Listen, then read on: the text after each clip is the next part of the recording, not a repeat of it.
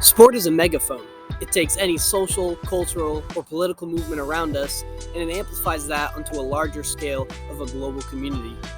It can impact the environment both positively and negatively. Most of the negative impacts of sport on the environment are already being solved, or at least addressed. Companies like Adidas and Parley for the Oceans have started recycling ocean plastics into yarn to make sportswear. Decathlon, another huge sport apparel and equipment company, is doing the exact same thing. The problem is not waste management, it's not energy conservation, it's not even CO2 emissions. The biggest problem with sport and the environmental impacts of sport currently is that it wastes natural resources and uses large amounts of space, which destroys ecosystems, habitats, and biodiversity. Instead of creating bigger, better, more sustainable venues for sport, we should be focused on renovating the ones we have, since this would save much more natural resources from being wasted. The goal for my project was this exact thing. It was to design an idea for a sport venue no longer used and repurpose it to be better in the environment and the sport industry.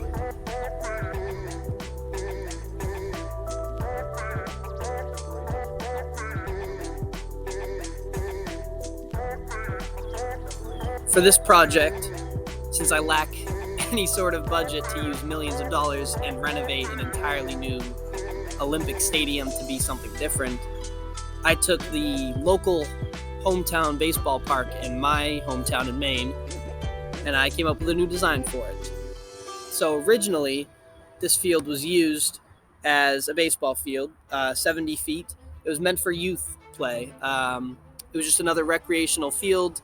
There's a multi-purpose soccer, football field behind it that you can use for whatever you would like, really. But honestly, nobody in the town touches this field other than a few dog walkers. And every once in a while, maybe some deer or some geese.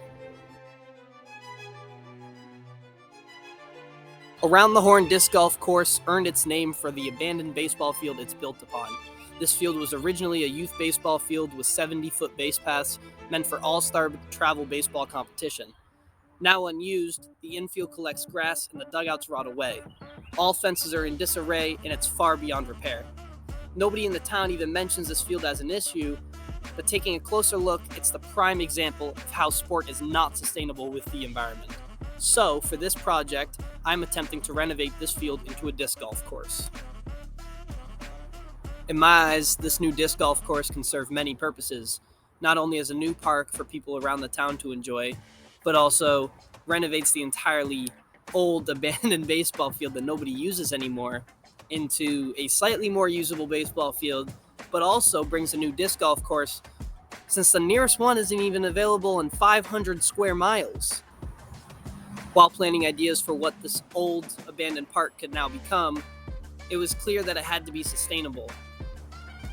That right there is why I fell on disc golf, because disc golf is one of the most eco-friendly sports. In other courses, they usually tear down trees to clear a path. However, in this case, because it's already a mostly open field, we have to add trees.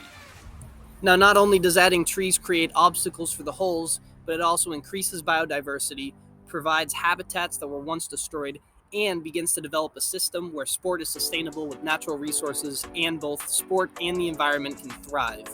The disc golf course in this location also encourages more youth sport participation and offers a different sport opportunity that isn't offered within an hour's drive in any direction. All right, so taking a look at my map here, you'll see that each number is corresponding to that disc golf hole, as in where you're actually throwing your disc towards.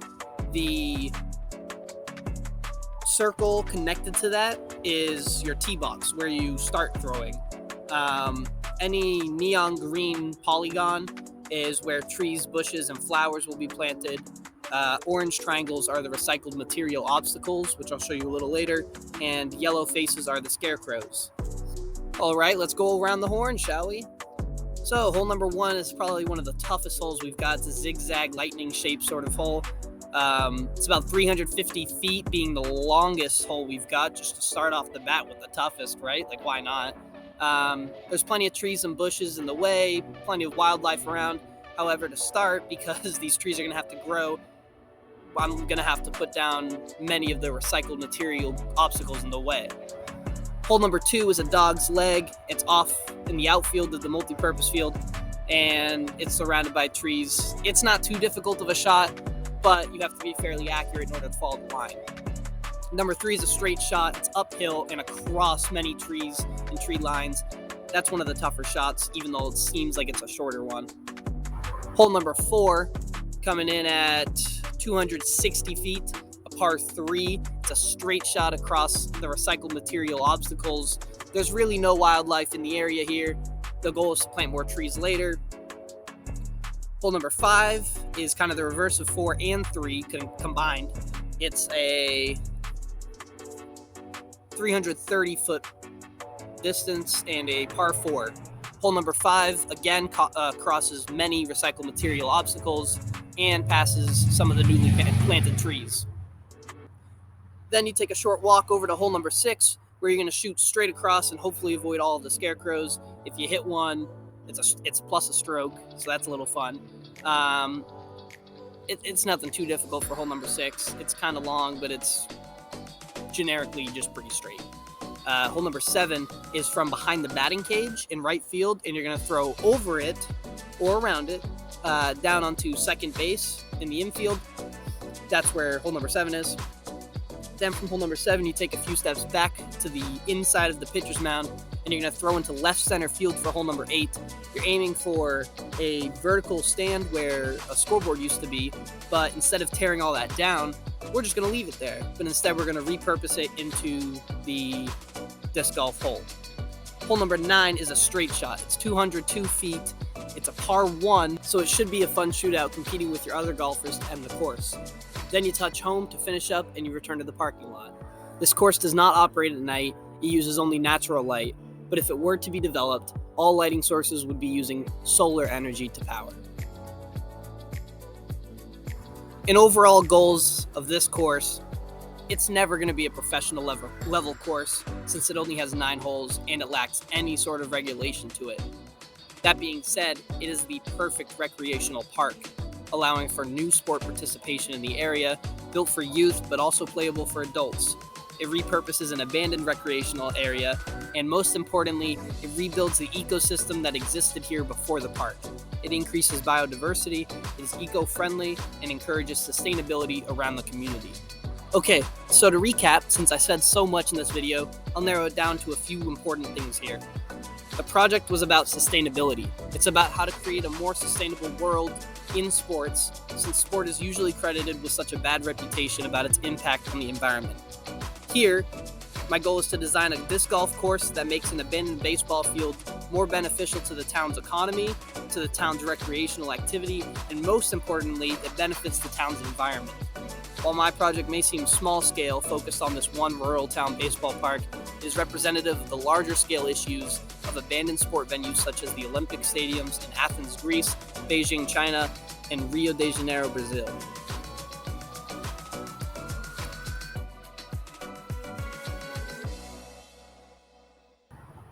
Along with the topic of conservation of natural resources, we talk about sustainability a lot in this video. Sustainability and sport do not necessarily go hand in hand as of right now, but that is certainly the goal by the end of this decade. Most sport professionals are working on one topic or another in order to make sport sustainable for the environment. Because if there is no environment to work in, there's definitely no sport.